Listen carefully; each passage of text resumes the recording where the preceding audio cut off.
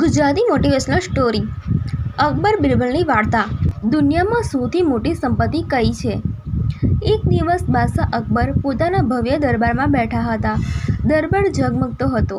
ચાંદીના થાંભલા, સોનાની કોતરણી, હીરાના દીવડાઓ ઝળહળી રહ્યા હતા। દરબારીઓ પોતાના સ્થાન પર બેસીને બાદશાહની વાત સાંભળવાની રાહ જોઈ રહ્યા હતા।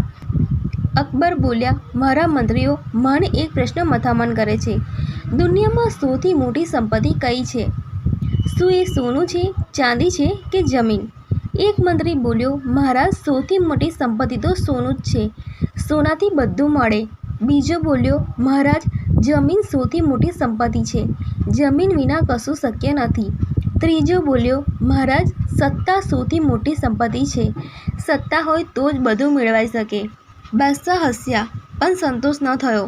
તેઓએ બિરબલ તરફ જોયું। બિરબલ શાંતિથી ઊભા રહ્યા અને નમન કરીને બોલ્યા, મહારાજ, દુનિયાનું સૌથી મોટું ધન સંતોષ અને કૃતજ્ઞતા છે। દરબારભરમાં સન્નાટો છવાઈ ગયો। બધા દરબારીઓ એકબીજાને જોયા। આ કેવી સંપત્તિ? અકબર રાજાએ આશ્ચર્યથી પૂછ્યું, બિરબલ, આ કેવી રીતે શક્ય છે? સોનું, જમીન, સત્તા વગર માણસ જીવી શકશે? બિરબલ સ્મિત કરીને બોલ્યા, મહારાજ, સોનું કે જમીન માણસને થોડાક સમય માટે સુખ આપે છે, પણ જો મનમાં સંતોષ નથી તો લાખો ખજાના હોવા છતાં માણસ દુઃખી જ રહે છે। સાચી સંપત્તિ એ છે કે માણસ પોતાના જીવન માટે કૃતજ્ઞ રહે। અકબરને થોડી શંકા આવી।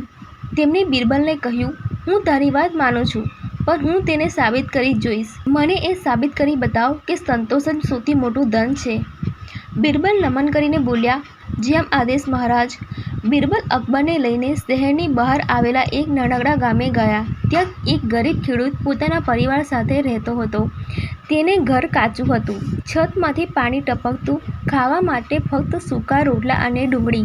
જ્યારે અકબર અને બિરબલ ત્યાં પહોંચ્યા ત્યારે ખેડૂત પોતાના પરિવાર સાથે હસતા ગાતા ભોજન કરી રહ્યો હતો।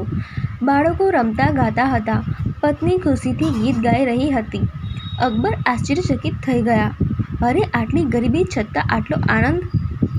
અકબર આગળ વધ્યા અને ખેડૂતને પૂછ્યું, તમારા પાસે ન ઘર છે, ન સોનું, ન ધન છે, ખાવા માટે પણ બહુ ઓછું છે, છતાં તમે આટલા ખુશ કેમ છો?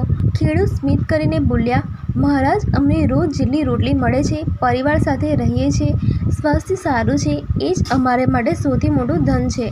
પરમાત્માએ જે આપ્યું છે એમાં કૃતજ્ઞતાપૂર્વક સંતોષ રાખીએ છીએ। વધારે ઈચ્છા કરવી એટલે દુઃખ ખરીદવું। અકબર અને બિરબલ મહેલ પરત આવ્યા। અકબર ઊંડા વિચારોમાં ગરકાવ થઈ ગયા। તેઓએ બિરબલને બોલાવ્યા અને બિરબલ, આજે મને સાચું સમજાયું। મારી પાસે ખજાના છે, સત્તા છે, મહેલ છે, છતાં હું ક્યારેય અસંતોષી બની જાઉં છું। પણ એ ગરીબ ખેડૂત પાસે કશું નથી, છતાં એ સાચો ધનિક છે, કારણ કે તેને સંતોષ છે। બિરબલ નમન કરીને બોલ્યા, મહારાજ, સાચી સંપત્તિ સોનામાં કે સત્તામાં નથી, પણ સંતોષ અને આભારી હૃદયમાં છે। જે પાસે આ છે તે સત્ય ધનિક છે। નૈતિક પાઠ: સંપત્તિ, સત્તા, વૈભવ હોવા છતાં સંતોષ ન હોય તો માણસ ગરીબ જ છે। સાચી સંપત્તિ એટલે સંતોષ અને કૃતજ્ઞતા। જે માણસ આભારી રહે છે તે જીવનમાં હંમેશા ખુશ રહે છે।